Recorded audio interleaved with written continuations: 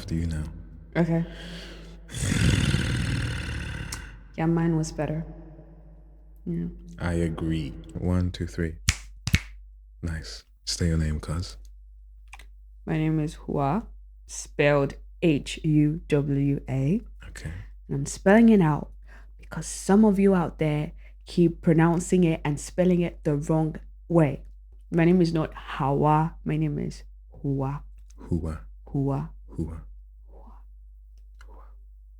I like the way you say it. Yeah. Yeah. Say it again. Huwa. Yeah. It's nice. Cool. Huwa's not actually your name. Yeah. Yeah. What do people actually call you? They call me. Oh my God! I'm going to reveal. They call me Audio. Because I'm from Edo State and I'm a twin. Mm-hmm. So yeah, Audio means first of twins. How do you know me? So I'm really into like fantasy books, this kind of things, and I used to do like voiceover work professionally. Mm-hmm.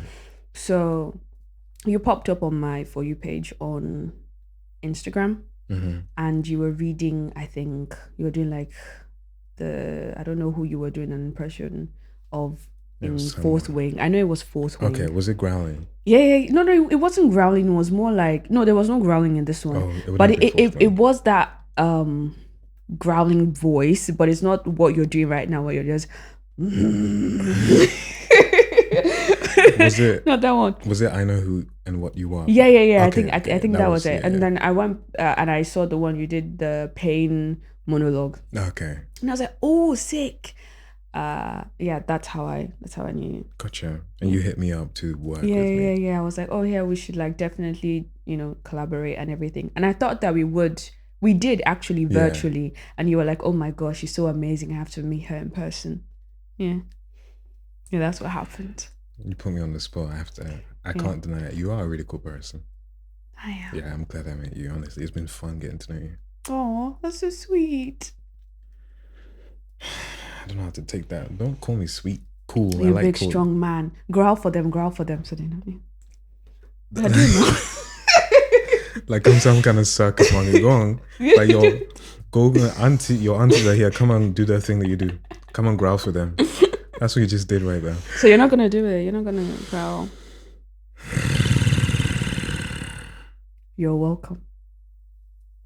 Before someone starts clowning me again on the internet, what's that face? This guy's name, Paul something. Who? Paul Alima. Oh, the person that is yeah. Yeah. Oh goodness, I don't mind at all. It's all fun. It's all banter. Not really. I feel like it was coming after me. Yeah, he was. But don't let them get to you because of cringe stuff. I do cringe stuff all the time. Yeah, it's what it is. It's just black on black violence, isn't it? So you said you did voice work. Mm-hmm. Is that all you do? Well, actually, I started out as a spoken word artist. Okay. And I guess because of the way I performed the pieces that I wrote, they were like, oh, you've got like a really chill voice. Mm-hmm. I used to write scripts for like some short films, some radio ads, and I would perform them, and it was like, just read, like, as a profession, just do this, just get into it. Mm-hmm. And that's how I got into voiceovers. All right. So it was from spoken word. You got into voiceover because of spoken word? Yeah. All right. And what made you get into spoken word? Oh my God, this is a really fun story. I didn't know anything about spoken word, performance poetry, anything like that. Mm-hmm. My life in school, I went to school at the University of Benin when I was getting my degree in chemical engineering. Mm-hmm. I never went out. I would just go to school, church, back home. That was it, the triangle. And then my friend reached out to me and said, I have tickets to go see this play. The person I was supposed to go with, like, she can't go anymore. Mm-hmm. Do you want to go with me? And usually, like, my first answer was always no. But then I was like, what am I doing at home? What am I doing with my life besides, like, it's a play? What if I went there and the performer looked at me and realized that I'm not like other girls and he fell in love with me? Like, that would be so amazing. So I said, you know what? I'm going to go. So I got dressed and I went to the play. But unfortunately, it was packed. Like there were a lot of people. So obviously, I couldn't make the eye contact with the actor. But I'm sure that if I was in front, we would probably have, yeah. It's so funny. So I had to go like to the back, Yeah. and I thought if I couldn't connect with like one of the actors, I'll probably connect with someone. But I don't know. I was just so, I was really concentrating on the play, which actually made no sense. That I didn't really pay attention to anybody else. Anyway, point is, during the interludes, there were a couple of acts that came out to perform. There were rappers and dancers and all the fun people. And then one guy came out on stage, and I realized this guy walked on stage with like so much confidence, and I was just standing there like, what is he about to do? And there was this background music that was playing, and he starts telling a story, and he's telling the story, and I'm so like invested, absorbed by the story that he was telling. Everyone was like absorbed by the story he was telling. By the time he was done, like everyone just stood up and cheered. It was the best thing ever. It was better than the rappers that everybody knew about, better than the dance, better than the play, you know? Even at the end of the play, which, like I said, made no sense, everyone was talking about what he performed.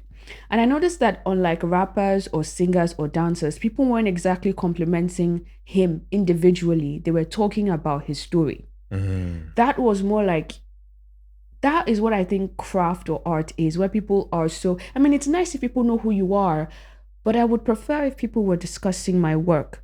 It's kind of like Tyler Perry's Acrimony, for instance, right? Is it good? Is it bad? Debatable. The thing is, it started a conversation. Is it the one that she gets rid of him, he turns out to be successful? Yeah. Gotcha. That one.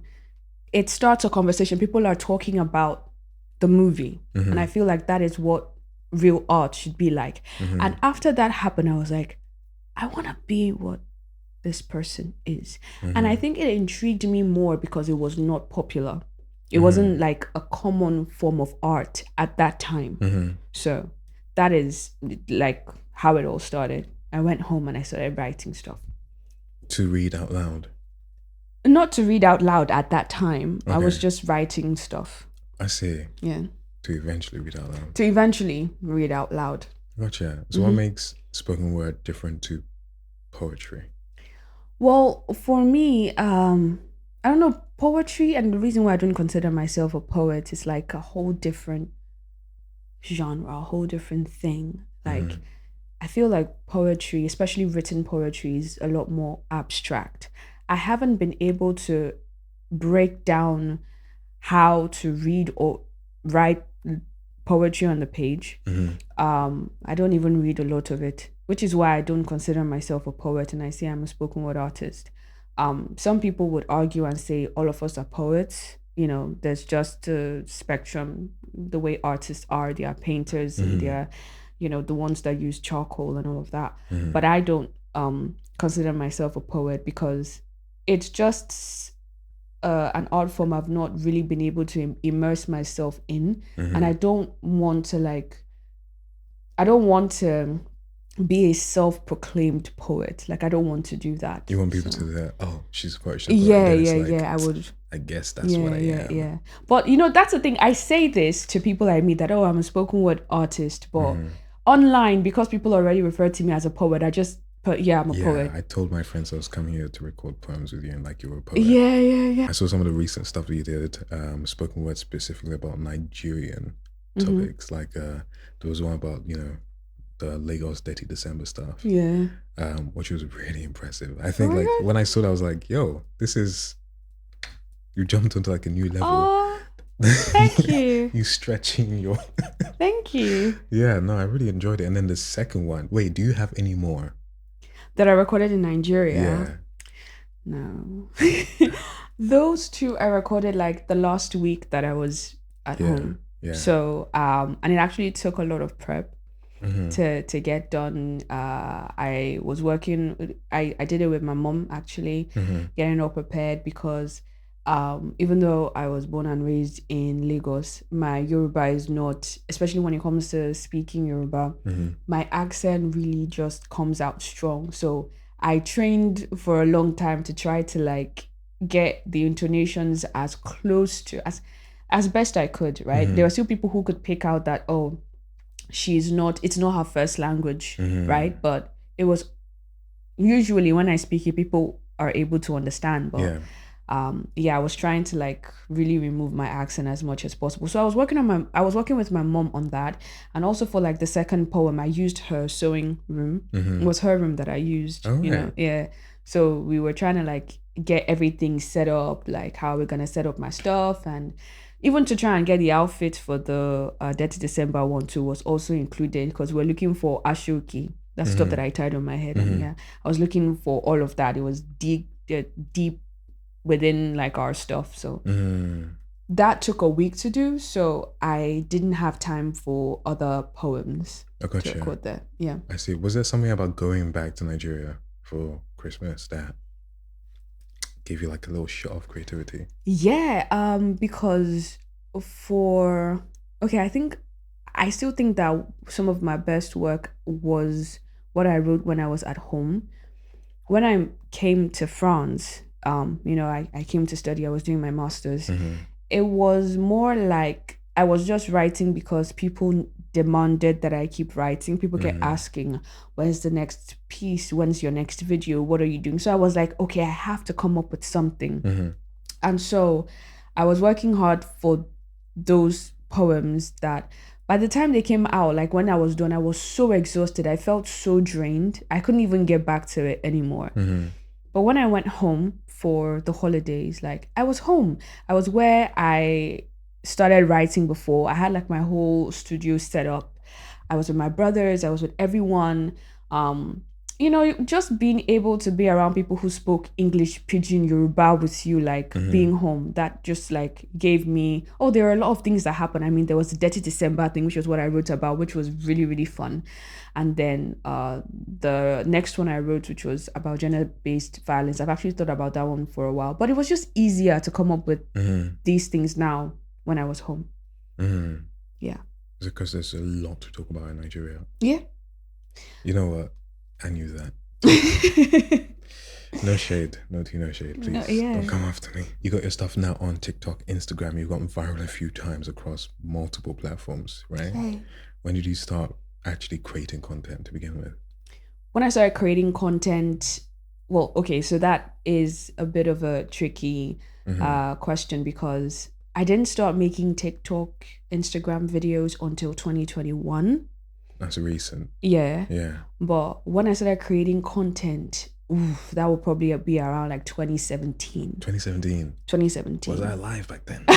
Please. It's so ages ago, such an obscure year. Don't make me feel old. I feel old enough. Okay, so 2017 was when I started creating content. That was even when I started performing on the stage. Performing? Yeah. Whoa. On stage and all of that. I hear that. I don't know if I told you that I probably still have like terrible stage fright, like a really, really bad stage fright. Like the one that I would get up on stage and I would cry my eyes out. On stage? Yeah. So did they think it was part of performance? No. Like not when I started poetry. Yeah. When I was younger, like primary, secondary school, they would tell me, nativity play, because I went to a missionary school in nativity, and then they would enroll me and they say, you're really good when you speak, come do this. And I was a child star, and so I was like, okay. You were a child star. I was a child star. No, okay, okay, we have to get into it eventually. You were a child star. Okay, carry on. So they asked me to go perform on stage, and it was just rehearsal. And I went up on stage and I was supposed to be Angel Gabriel. And for some reason, when they wanted me to perform Angel Gabriel, they needed me with my hands like this. I don't know if you can see, like this hand is over here, this hand is like, I was like this. Why? It's the angel pose. And so I went there like this, and I was like, what was the first words? Mary, the Lord has said that you would bear him a son, and something, something, something. I was just about to say the words and my hands started shaking. And I was like, I can't remember my lines. And I was looking at everyone, and everyone was looking at me. And I just, like, the tears just started silently falling. you could hear me like stuttering, trying to get the words out, like, oh my God, come out. And all of this, it was just tears, and I was just bawling my eyes out. Anyway, I just told like the teacher who was in charge that I was done. But like, I digress. Basically, I had such terrible stage fright that I would like get involved in different extracurricular activities in church. I was a lecturer. I would go up on the lectern and read to like the congregation, and join like the debate society just to like get rid of that stage fright. Oh, you actually stood up and faced your fears. You're like, I have this problem. I need to fix it. Okay. Yeah. So by 2017, I had done some spoken word videos. I'd collaborated with my friends in school. And then I was like, okay, I'm finally going to do it. It's been like 2 years. I'm going to get up on stage. It was actually really great. You know, it was great. Like, that was when I started performing, 2017. And then I made some videos. The problem though was that in order for me to make these videos, I had to work with my friends, and they weren't always available, right? And I really wanted to start a project. I wanted to do something. I had gone to perform I was performing in Benin and performed on the island in Lagos, but I needed to continue creating content or people wouldn't find me. So that was when I was like, you know what? I'm going to start a podcast. And I started a podcast in 2018, I think. 2018. This was before everyone was starting podcasts. Yeah. Way before that time. I was like, I was going to start a podcast. Man. In 2018. You're ahead of the curve. Yeah. You still have it up. You still have the podcast up, yeah? Yeah, it's still there. Mostly because I like forgot my password and stuff, so I can't take it out. What was like your most memorable podcast guest or episode? Oh, it was one of the guys from Man of Action, Stephen T. Siegel, that created Ben 10, Generator X. Yeah. So they were the ones, Big Hero 6. Generator X is so underrated. Oh, it was so good. You know, they had a crossover episode one time. Yeah. Generator X. Yeah. Oh, please, if anyone remembers Generator X. Yeah. Did you see Big Hero 6? Yeah, I also Big Hero 6. Yeah, they also made Big Hero 6. Yeah, they're fair. Big Hero 6 was okay. Okay. I liked Big Hero 6. I feel like it had more potential. But it was fun. It was a fun watch. But Ben 10. Yeah. Generator X. Ben 10. You know, the reason why I have this big watch that a lot of people see me wear online, right? The reason I wear that big watch is because Ben 10. Because of Ben 10? Yes, really? Because it's a massive wish. I just love Ben 10 so much. Oh, wow. Yeah. Anyways. Yeah. I really met his hero. Technically, I'm his hero now. You're doing a lot of gymnastics to get to that one. So yeah. Right. And then from the podcast, what did you go on to? Oh, well, nobody was listening to my podcast. Yeah, you know, and that was like, no one was listening to it was like really disheartening. I have like 50 episodes up. Eesh. But I worked in advertising for a while, and digital advertising. And that was when TikTok started coming up. And I had just left the job I was at the time. So I had like a lot of free time. And I had decided that I wasn't going to continue making podcast episodes. At that time, I was like, yeah, I'm done. And so I got like all of these poems I had written, you know, because we spoke about when I started writing and, you know, why I decided to write. You were like, oh, to perform. And I said, no, I was just writing, right? And these were based off like, you know, crazy heartbreak stories and all that fun stuff. So I had all of them like stored somewhere. And so when I wanted to start my TikTok and everything, I went back to all of those. Like I drew inspiration from them. Some of them I changed, some of them I didn't. And because I was already familiar with like content creation, audio editing, it was easier for me. So I didn't have to go through that really long process of continue posting and hope that something would stick. From like the second video I had, I was already growing. Oh, wow. On TikTok and Instagram. Did you go viral quickly as well? Did you get too viral at some point even? Yeah, I did. There was this particular poem I wrote. That was my first pidgin poem that I had produced and put up. And it was called Dem Go Still Talk. Then we'll still talk. Yes. Okay. And usually whenever I write poems or I post poems up, I don't like hearing myself again. It's really annoying. So whenever I'm like reading comments and stuff, I either mute it or I pause it, depending on whatever platform that I'm on. Mm-hmm. This poem was everywhere. So like it was on different platforms. I had put it up on TikTok and Instagram, but it like quickly moved to like Facebook and YouTube and all of that. It was so viral. And you know, there's this stuff that TikTok does where people can use your sound. Yeah. Even though they can just use your sound and stuff and they don't really need to credit you. So the thing about TikTok is they can use your sound. Someone can download the video. It doesn't tag you there. So they think it's the person. If the person is able to like mime and all of that, they're able to lip sync well enough. So a lot of those videos like that had blown up on other platforms.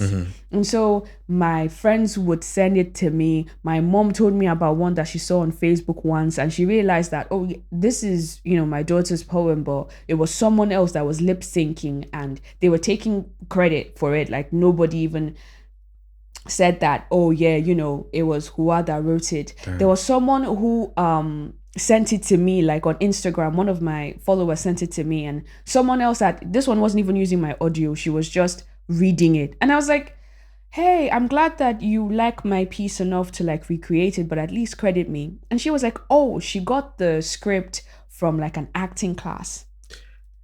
I'm like, this is my script. Is there a way for like poets to be like, yo, to be fair, if there is a way, I'm sure there are some people who will not even follow or credit. Yeah. No. Because like somewhere public record, like I wrote this poem by this person. I was defending my poem for years. It like I think even 2-3 years after I'd written the pigeon poem, I made the English version when I moved to France. I made the English version for the people who are not Nigerian so that they could follow up with.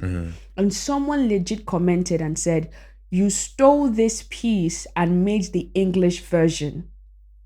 And I'm like, what? That's crazy. Poems don't go, I mean, maybe I'm in the wrong circles. Poems don't go viral. Poems themselves don't go viral. And then yours went viral and then people stole it. People used it as their own. Yeah. And they attacked you. Yes, yeah. That is mad. Yeah, some of the poems that I've written, like I would write some and they'd be like, I've heard this voice before. Are you're the one? It's your voice. Because they had heard it from other people. Like it was someone else's face. Even my friends. Like when I sent them, oh, you remember this piece? They were like, wait, it was you? I've heard this audio several times. I didn't know it was you. That has to be like a surreal feeling. Oh, my mom was like, oh, I needed to put like a watermark on my video, or I needed to like try a way to mark my audio. And I'm like, to do what? It's Huwa on the beat. Them go still talk. And I will not start no. Nah, people, damn, that's diabolical. That's a different kind of theft. Yeah. You're stealing art. Yeah. A poem. Have you no shame? I had no idea. Like the same thing. I did not think anyone would steal a poem. I didn't think that would ever. It was so bad. Like I took a break from social media. I was like, I'm not dealing with this because it was a problem. I was like, I'm not dealing with it, and I just left. Yeah, so imagine that's like discouraging. I'm sorry about that. Yeah. Well, you know, I just take it as a compliment now. Like, oh, it was so good that people think you stole your own shit, you know? Yeah. Bless. Yeah. Damn. Fam, I can't comprehend that.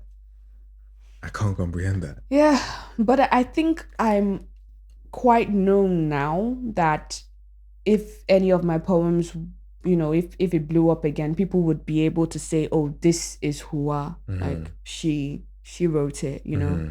My fan base is kind of like quite, and I really appreciate my fans because they're like one of the people who would be like, nah, you're not getting away. We know who wrote this. So yeah. Surely there's a place for you to officially publish. Surely there's an official place for you to publish your poems, your audio. Sorry. Yeah. Surely there's an official place for you to publish your poems so that people definitive for the rest of history. No, you wrote that. Yeah, like usually like the usual Spotify, Yeah. all of those. Literally, when was the last time you heard a poem going viral? I'm not attacking any poets. I beg. Yeah. I don't. Yeah.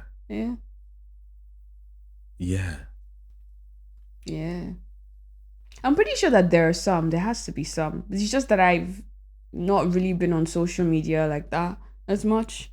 So because I know that there are new poets, like there are poets now. Like it's not as niche as it was then when I first started. Now there are more. I imagine poets go viral, but poems don't go viral. Right? So like, what's the one that people Rumi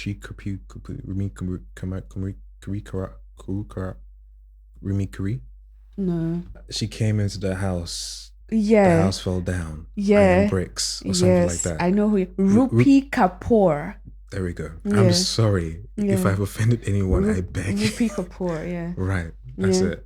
So I guess I don't know if any of her poems have been stolen before. I don't know. Yeah, but the style, I guess, is being stolen. Yeah. People have been able to use that. Yeah.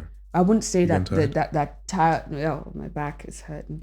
I wouldn't really say that people can't steal style. They can imitate. Oh, I see. Gotcha. Yeah, but it's not a very difficult style to imitate. I can't lie. I'm not trying to be.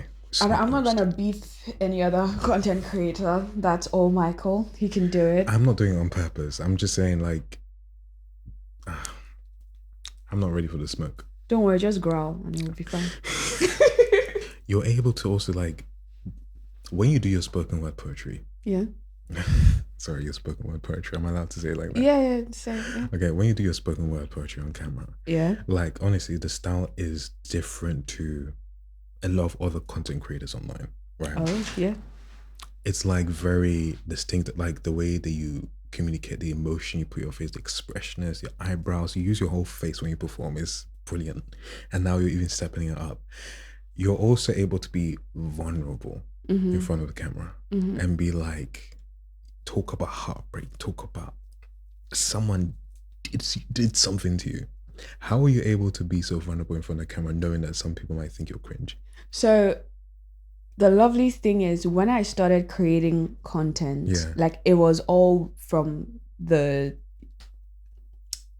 pool of ridiculous heartbreak cringe stuff, and I did not think I was going to go viral because I've been creating content for years, and now I had like better experience after working in a digital ad agency.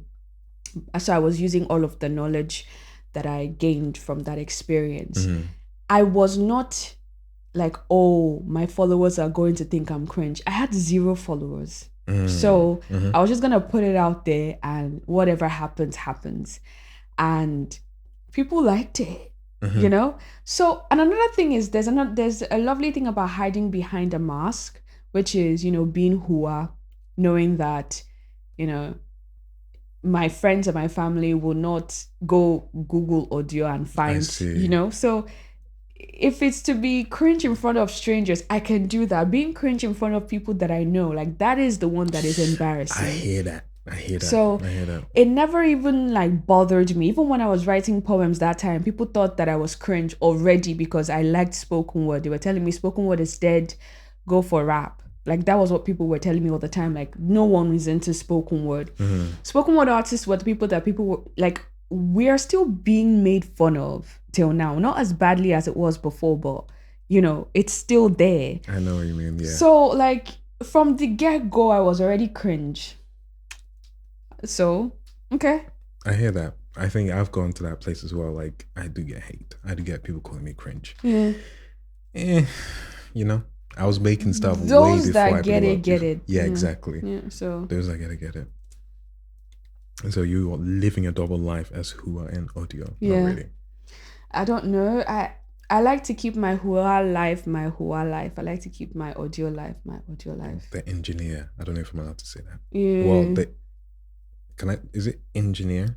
Well, the people it's in engineering. Yeah. Yeah, engineering, PhD student. This one's got brains. She got sense. Yeah. I need to stop doing those mannerisms because I'm going to perpetuate the idea that people think I'm Nigerian. Oh, right. Yeah. You thought I was Nigerian. You guys are going to have to be the one to tell. When you first saw his content, because I thought straight up that he was Nigerian. I was like flabbergasted when he was like, so my first time in Nigeria. I'm like, what do you mean your first time? You betrayer. Betrayer. I was like, you traitor. You're traitor to your people. And he was like, no, he's Ghanaian. What? Why do you guys think I'm Nigerian? Why do you guys think I'm Nigerian? I can't even like say more than I've already said. He just gives Nigerian. Even right now, like I still don't. I mean, you still give Nigerian.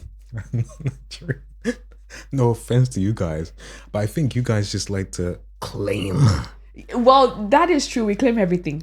Everything that is great, everything that is good, everything that... Now, I'm going to make you feel one time. Yeah, people say I sound Nigerian. No, that does not make sense. He does sound Nigerian. Logically, it does not make sense. I can't sound Nigerian. Okay. If you say so, I'm not even going to argue with you again. We've been arguing about this thing. Arguing. So, I've said my own.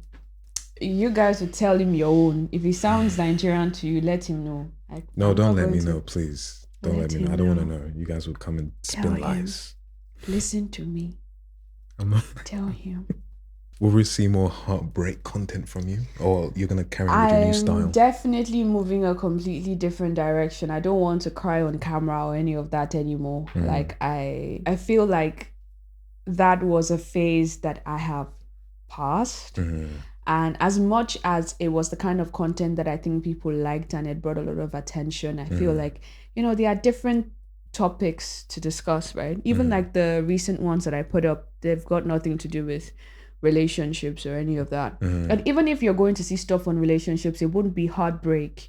It would be more like yearning, it'd be more like, yearning. A lot of like yearning poems. My character is yearning for love. Okay. Or has just fallen in love. Okay. And we're seeing all the good things that love has to offer. So we won't really look at the bad stuff anymore. It's like, it's a new year, Yeah. Go on. Yeah, and I'm trying to like change up the content now. Try to do something different. I do want to see more positive stuff about romance out here. There's too much. Everyone's now having trouble with the whole dating thing. Everyone's struggling. I hear that, but I don't claim it. You feel me? You guys go struggle. Okay. I'm fine. You're fine. Are you fine? So are you booed up right now? You've got someone? You don't need to disclose that information on camera, please. Okay.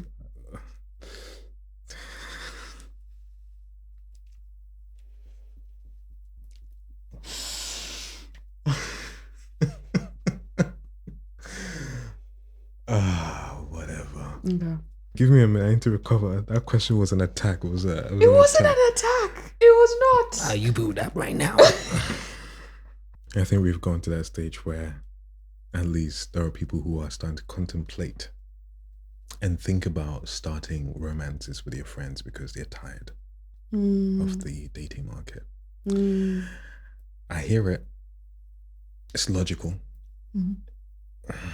I don't think I've gone to that point yet there. No. It's a thought that creeps up. I'm like, nah.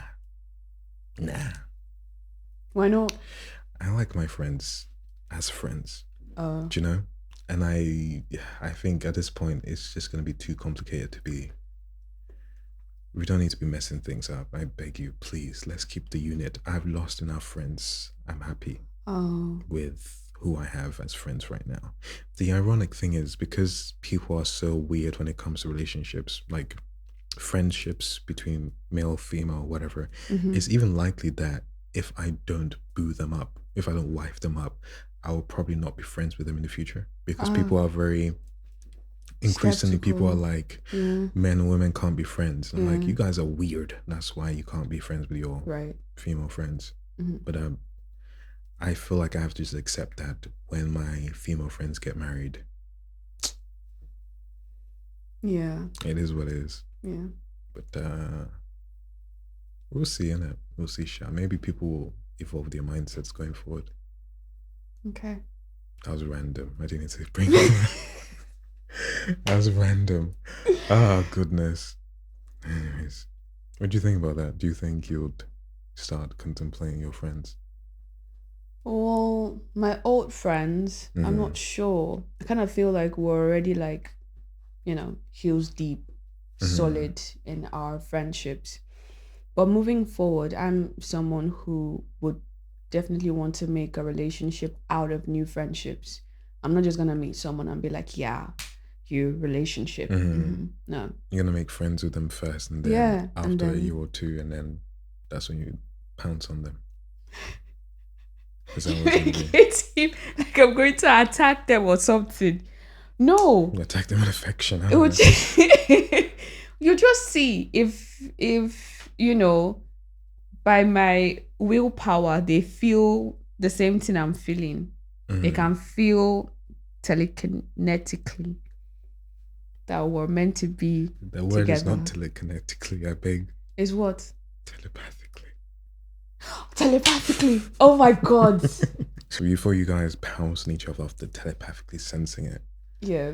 Well, I wouldn't use that word, but I just feel like it would be magical, right? You find someone that is your friend and you guys just click, like that's like the best combination. Kind of like how we clicked.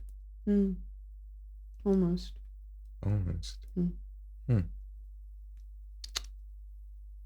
Do you think we could be lovers?